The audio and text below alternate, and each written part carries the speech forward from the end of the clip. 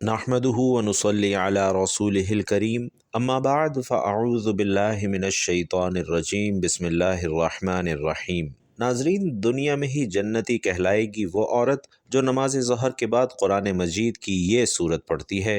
بھائیوں اور بہنوں، جو عورت ظہر کے وقت یہ سورت پڑھے گی وہ عورت دنیا میں ہی جنتی کہلائے گی، کیونکہ جو لوگ قرآن کو مضبوطی سے تھام لیتے ہیں تو اللہ ان کے مرتبے کو بلند کر دیتا ہے۔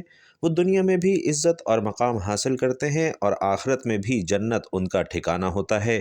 جو لوگ قرآن کی تلاوت اور تعلیمات سے دور ہوتے ہیں وہ اپنی زندگی اپنی مرضی اور چاہت سے بسر کرتے تو ہیں، تو پھر ایسے لوگوں کو اللہ تعالی ذلیل اور خوار کر دیتا ہے۔ ناظرین، حضور نبی کریم صلی اللہ علیہ وسلم نے فرمایا کہ اللہ اس کے طواف یعنی کہ قرآن مجید کی وجہ سے بہت سے لوگوں کو سربلند فرمائے گا اور دوسرے لوگوں کو ذلیل و خوار کرے گا۔ تو ناظرین، جو بندہ یا بندی قرآن کریم کی تلاوت کرتے ہیں اللہ کے فرشتے اس پر رحمت بھیجتے ہیں، حتیٰ کہ چیونٹیاں اپنے سوراخوں میں اور مچھلیاں سمندر میں اس کے لیے دعائے مغفرت کرتی ہیں۔ ناظرین، اللہ کے ایک بزرگ حضرت سیدنا خالد بن معدان رحمۃ اللہ علیہ فرماتے ہیں، یہ قرآن پاک پڑھنے اور پڑھانے والے کے لیے سورت ختم ہونے تک فرشتے استغفار کرتے رہتے ہیں۔ اس لیے جب تم میں سے کوئی بھی دن کے آغاز میں کوئی بھی سورت پڑھے تو اس کی آخری 2 آیتیں چھوڑ دے اور دن کے آخری حصے میں اسے ختم کرے، تاکہ دن کے شروع سے لے کر آخر تک پڑھنے اور پڑھانے والے کے لیے فرشتے استغفار کرتے رہیں۔ تو ناظرین، قرآن پاک کی اس سورت سے جو محبت کرتا ہے یا جو بندہ اس سورت کو پڑھتا ہے تو اللہ اسے دنیا میں ہی جنت کی بشارت دے دیتا ہے۔ اس سورت سے محبت کرنے والے، اس سورت کو پڑھنے والے جنت میں داخل ہوتے ہیں۔ تو جو بھی مسلمان مرد یا عورت نماز ظہر یا کسی بھی نماز کے بعد قرآن کی یہ سورت صرف 10 مرتبہ روزانہ پڑھے گا تو وہ دنیا میں ہی جنتی کہلائے گا۔ ناظرین، حدیث میں ہے کہ ایک شخص نے حضور صلی اللہ علیہ وسلم سے عرض کیا کہ یا رسول اللہ، میں اس سورت سے محبت کرتا ہوں۔ تو آپ صلی اللہ علیہ وسلم نے فرمایا کہ اس کی محبت تجھے جنت میں لے کر جائے گی۔ ایک شخص نے کسی اور کو اس سورت کو پڑھتے ہوئے رات کے وقت سنا کہ وہ بار بار اسی کو دہرا رہا ہے، اور صبح کے وقت اس شخص نے حضور صلی اللہ علیہ وسلم سے ذکر کیا، گویا کہ وہ اسے ہلکے ثواب کا کام جانتا تھا۔ تو حضور صلی اللہ علیہ وسلم نے فرمایا کہ اس کی قسم جس کے ہاتھ میں میری جان ہے، یہ سورت 1/3 قرآن کے برابر ہے۔ ناظرین، حضرت ابو ہریرہ رضی اللہ تعالی عنہ سے مروی ہے کہ رسول اللہ صلی اللہ علیہ وسلم نے فرمایا کہ عورت جب 5 وقت کی نماز پڑھتی ہو، اپنے ناموس اور عزت کی حفاظت کرتی ہو اور شوہر کی اطاعت کرتی ہو تو وہ جنت کے جس دروازے سے چاہے داخل ہو جائے۔ حضرت ابو ہریرہ رضی اللہ تعالی عنہ سے یہ بھی مروی ہے کہ آپ صلی اللہ علیہ وسلم سے یہ پوچھا گیا کہ کون عورت بہتر ہے؟ تو آپ صلی اللہ علیہ وسلم نے فرمایا، وہ عورت شوہر اسے دیکھے تو وہ اسے خوش کر دے، جب کوئی کام کہے تو اس کی اطاعت کرے اور اپنی عزت کی حفاظت کرے اور اس کی مرضی کے خلاف مال خرچ نہ کرے۔ حضرت ابو امامہ رضی اللہ تعالی عنہ فرماتے ہیں کہ نبی پاک صلی اللہ علیہ وسلم نے فرمایا، اے عورتوں کی جماعتوں، یاد رکھو جو تم میں سے نیک ہیں وہ نیک لوگوں سے پہلے جنت میں داخل ہوں گی، پھر جب ان کے شوہر آئیں گے تو ان کو غسل دے کر اور خوشبو لگا کر شوہروں کے حوالے کر دیا جائے گا۔ سرخ اور زرد رنگ کی خوبصورت سواریوں پر ان کے ساتھ بچے ہوں گے جیسے بکھرے موتی ہوتے ہیں۔ حضرت ابن عمر رضی اللہ تعالی عنہ سے مروی ہے کہ آقائے دو جہاں صلی اللہ علیہ وسلم نے فرمایا کہ مومن صالح عورت کا عمل 70% یقین کے عمل کے برابر ہے، اور فاجرہ عورت کی بدعملی 1000 فاجروں کی بدعملی کی طرح ہے۔ حضرت ام سلمہ رضی اللہ تعالی عنہا نے رسول اللہ صلی اللہ علیہ وسلم سے پوچھا کہ یا رسول اللہ، دنیا کی عورتیں افضل ہیں یا حورین؟ تو آپ صلی اللہ علیہ وسلم نے فرمایا کہ دنیا کی عورتیں حورین سے افضل ہیں، ایسے جیسے ابرا عمدہ اور اچھا ہوتا ہے استر یعنی اندرونی کپڑے سے۔ انہوں نے کہا، اے اللہ کے رسول، ایسا کیوں ہے؟ تو آپ صلی اللہ علیہ وسلم نے فرمایا کہ اپنی نماز، اپنے روزے اور خدائے پاک کی عبادت کی وجہ سے۔ بھائیوں اور بہنوں، آپ صلی اللہ علیہ وسلم نے فرمایا کہ جو عورت خدا سے گناہ کے بارے میں ڈرے اور گناہ نہ کرے اور اپنی عزت کی حفاظت کرے اور شوہر کی اطاعت اور فرما برداری کرے، اس کے لیے جنت کے 8 دروازے کھول دیے جاتے ہیں اور ان سے کہا جائے گا کہ جس دروازے سے چاہو جنت میں داخل ہو جاؤ۔ ایک اور حدیث میں نبی کریم صلی اللہ علیہ وسلم نے فرمایا کہ کیا میں تمہیں تمہارے جنتی مردوں کی بابت نہ بتلاؤں؟ نبی جنتی ہیں، صدیق جنتی ہیں، شہید جنتی ہیں، معصوم بچہ جنتی ہے۔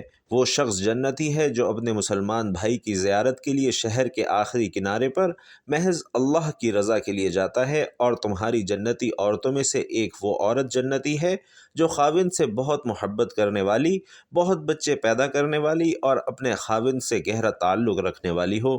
خاوند جب اس سے ناراض ہو جائے تو وہ اس سے بے اعتنائی یا اکڑنے کے بجائے اس کے پاس جاتی ہے، حتیٰ کہ اپنا ہاتھ اس کے ہاتھ میں دیتی ہے اور کہتی ہے کہ میں اس وقت تلک پلک نہیں جھپکاؤں گی جب تک تو راضی نہیں ہو جائے گا۔ ناظرین، آج کل کی عورتوں میں مذکورہ صفات کی عورتیں کم ہی دیکھنے میں آتی ہیں، اور اس حدیث کی روح سے عورت کے اندر مرد سے اکڑنے کا جذبہ انتہائی خطرناک ہے۔ اس کے برعکس خاوند کی ناراضی دیکھ کر اس کو منانے اور راضی کرنے کا جذبہ عورت کو جنت میں لے جانے والا عمل ہے، بشرطے کہ دیگر احکام و فرائض کی پابندی کا اہتمام بھی ہو۔ آج کل کی عورتیں زیادہ بچے پیدا کرنے سے بھی گریز کرتی ہیں، محض اس لیے کہ زیادہ بچے جننے سے ان کے حسن اور رعنائی میں کمی آ جائے گی، یا بعض وسائل کی کمی کا بہانہ پیش کرتی ہیں۔ تو ناظرین، یہ دونوں باتیں ہی غلط ہیں۔ حکم شریعت اور اجر و ثواب کے مقابلے میں اپنے حسن و جمال کے برقرار رکھنے کو اہمیت دینا ایک مسلمان عورت کی شان کے خلاف ہے۔ اسی طرح وسائل کا بہانہ اللہ کی رزاقیت اور اس پر اعتماد اور توکل کے منافی ہے۔ ارشاد ربانی ہے، ہم تمہیں بھی رزق دیتے ہیں اور بچوں کو بھی۔ ناظرین، رزق تو ہمارے ہاتھ میں ہے، ہم تمہیں بھی اور تمہارے بچوں کو بھی، چاہے وہ کتنے ہی ہوں، رزق دینے پر قادر ہیں، بلکہ سب کی رزق رسانی ہماری ذمہ داری ہے۔ اسی طرح ایک اور جگہ ارشاد فرمایا کہ زمین پر چلنے والے کا رزق اللہ کے ذمہ ہے۔ ناظرین، بیوی کو نفلی عبادت کا شوق ہو تو یہ بہت اچھی بات ہے، لیکن اس شوق کے پورا کرنے میں خاوند کے حقوق متاثر نہ ہوں۔ اس لیے نفلی عبادات میں خاوند کی اجازت ضروری ہے۔ بیوی خاوند کو کوئی دینی کوتاہی دیکھے تو وہ بڑوں تک اس کی شکایت پہنچا سکتی ہے تاکہ اس کی اصلاح ہو سکے۔ ہر نماز اپنے وقت میں پڑھنی چاہیے، تاہم معقول عذر ہو تو بعد میں پڑھنا بھی جائز ہے۔ بیوی کی نفلی عبادت سے خاوند کی حق تلفی ہو تو خاوند اسے اس کام سے روک سکتا ہے یا اس میں تخفیف کرنے کا حکم دے سکتا ہے۔ عورت اپنے غریب خاوند کو زکوٰۃ دے سکتی ہے۔ نبی کریم صلی اللہ علیہ وسلم نے ایک عید کے موقع پر خطبہ دیا اور اس میں عورتوں کو بھی الگ سے واعظ فرمایا، جس میں ان کو کثرت سے صدقہ اور خیرات کرنے کی ترغیب فرمائی۔ اسی روز حضرت عبداللہ بن مسعود رضی اللہ تعالی عنہ کی اہلیہ رسول اللہ صلی اللہ علیہ وسلم کی خدمت میں حاضر ہوئیں اور کہا، آج آپ نے صدقہ کرنے کا حکم فرمایا ہے، میرے پاس میرا کچھ زیور ہے، میں نے اسے صدقہ کرنے کا ارادہ کیا ہے، تو ابن مسعود کا خیال آیا ہے کہ میں جن لوگوں پر صدقہ کروں گی تو ان کے مقابلے میں وہ اور ان کی اولاد زیادہ مستحق ہے۔ ناظرین، یہ سن کر آپ صلی اللہ علیہ وسلم نے فرمایا، ابن مسعود نے سچ کہا، تیرا خاوند اور تیری اولاد ان کے مقابلے میں زیادہ حقدار ہے جن پر تو صدقہ کرے گی۔ ناظرین، ایک دوسری روایت ہے جس میں آپ صلی اللہ علیہ وسلم نے حضرت زینب کے سوال کے جواب میں فرمایا، ہاں وہ اپنے خاوند کو صدقہ دے سکتی ہے، اس میں اس کے لیے دگنا اجر ہے، ایک حق قرابت کی ادائیگی کا اجر اور ایک صدقے کا اجر۔ تو ناظرین، اس سے معلوم ہوا کہ خاوند اگر غریب ہو، اس کی آمدنی سے گھر کے اخراجات پورے نہ ہوتے ہوں اور بیوی صاحب حیثیت ہو یا اس کے پاس بمقدار نصاب طلائی زیور ہوں، تو اس کے لیے زکوٰۃ کی رقم اپنے خاوند کو دینا نہ صرف جائز ہے بلکہ افضل ہے۔ اس طرح وہ ڈبل اجر کی مستحق ہوگی۔ اسی طرح زیر پرورش یتیم بچوں پر زکوٰۃ کی رقم خرچ کرنا بھی دگنے اجر کا باعث ہے۔ تاہم خاوند اپنی زکوٰۃ کی رقم اپنی بیوی اور اپنے بچوں پر خرچ نہیں کر سکتا، کیونکہ ان کے نان نفقے کا ذمہ دار وہ خود ہے۔ وہ یہ ذمہ داری اصل مال سے ادا کرے گا، نہ کہ مال زکوٰۃ سے، اور عورت چونکہ خاوند کے نان نفقے کی ذمہ دار نہیں، اس لیے وہ اسے زکوٰۃ دے سکتی ہے۔ بھائیوں اور بہنوں، عورت بھی ایک ایسی ہی انمول چیز ہے کہ مرد اس کی قیمت ادا نہیں کر سکتا۔ گویا وہ ایسا عطیہ الہی ہے جس پر انسان اللہ کا جتنا بھی شکر کرے، اس نعمت اور عطیے کا حق ادا نہیں ہو سکتا۔ عورت اس کائنات کی عظیم ترین ہستی ہے، اور اس عظیم ترین ہستی کو جو عزت، تحفظ، محبت، مقام اور حقوق اسلام نے عطا کیے، کسی اور مذہب میں اس کی کوئی نظیر نہیں ملتی۔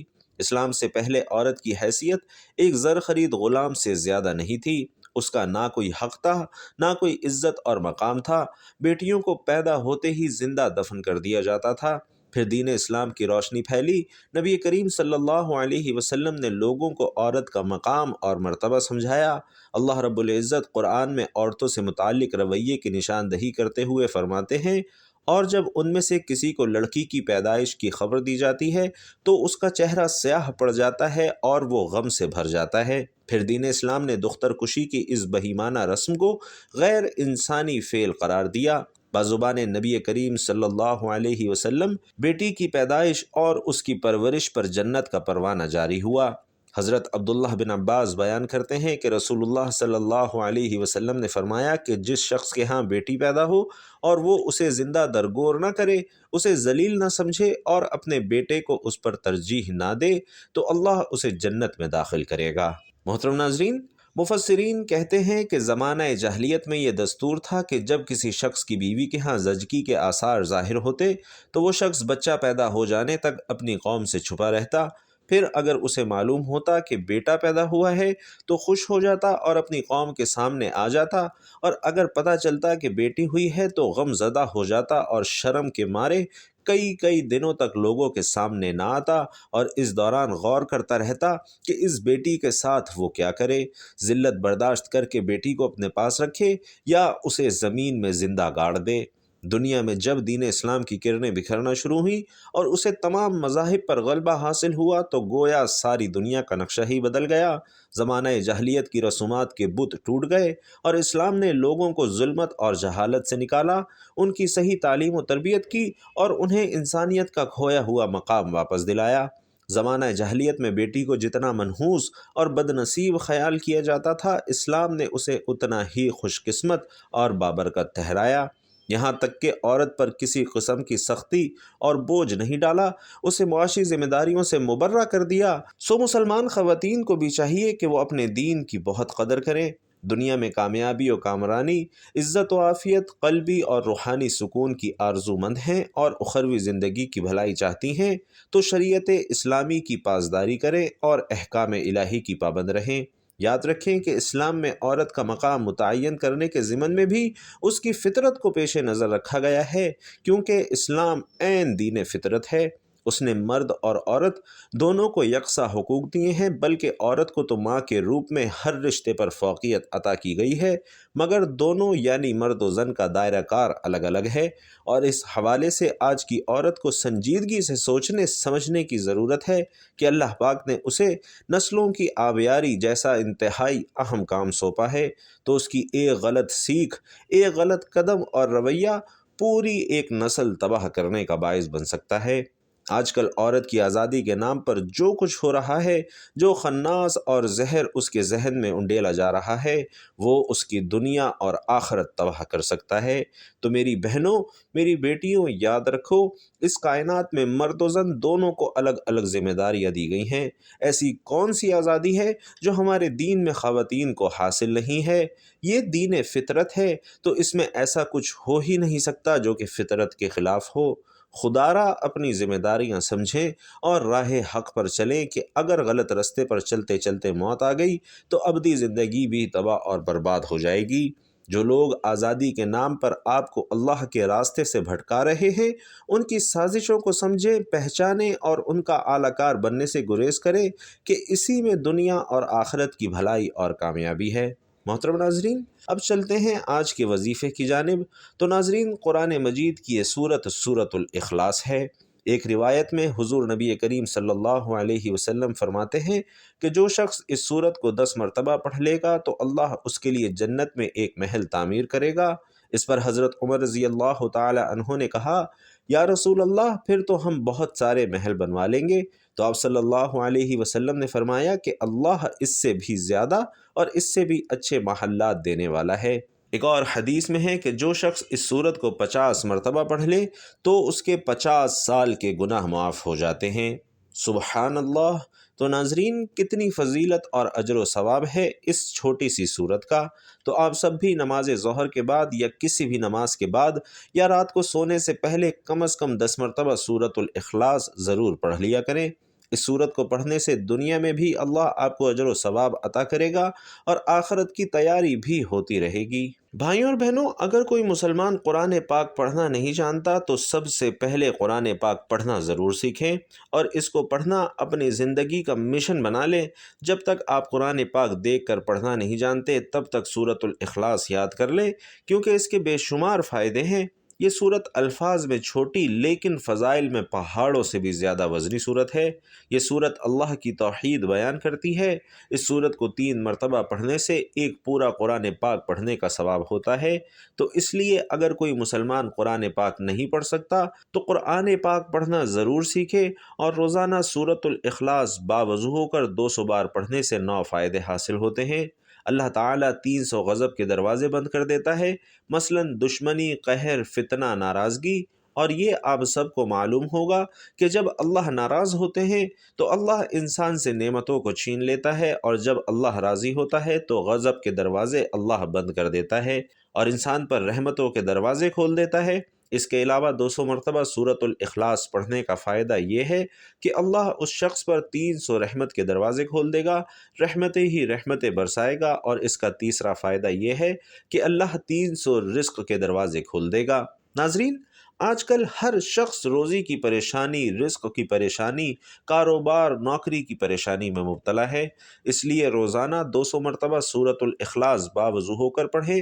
اللہ انشاءاللہ غیب سے رزق عطا فرمائے گا اور ہمیں پتہ بھی نہیں چلے گا کہ اللہ کہاں کہاں سے رزق عطا کر رہا ہے اور کہاں کہاں سے اللہ رزق کی بارش برسا رہا ہے۔ ناظرین، چوتھا فائدہ یہ ہے کہ اللہ پاک اپنے علم سے آپ کو علم دیں گے، صبر اور سمجھ دیں گے۔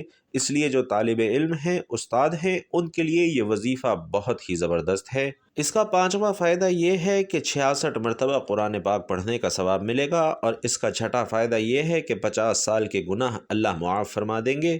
7واں فائدہ یہ ہے کہ اللہ پاک جنت میں بنگلے عطا فرمائیں گے اور ہر بنگلے کے 70,000 دروازے ہوں گے۔ دوستوں، یہ بہت ہی مختصر سا وظیفہ ہے، اسے ضرور کریں۔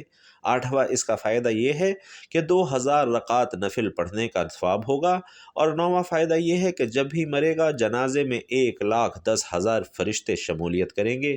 تو ناظرین، اس صورت کو روزانہ اپنا پڑھنے کا معمول ضرور بنائیں اور اللہ پاک سے دعا کریں کہ اللہ ہم سب کو نیکی کی بات سننے، سمجھنے اور اس پر عمل پیرا ہونے کی طاقت اور توفیق مرحمت فرمائے۔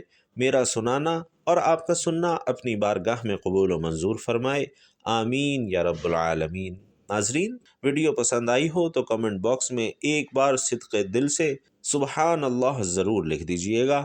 اللہ تعالیٰ آپ سب کا حامی و ناصر ہو، آمین۔ السلام علیکم ورحمۃ اللہ وبرکاتہ۔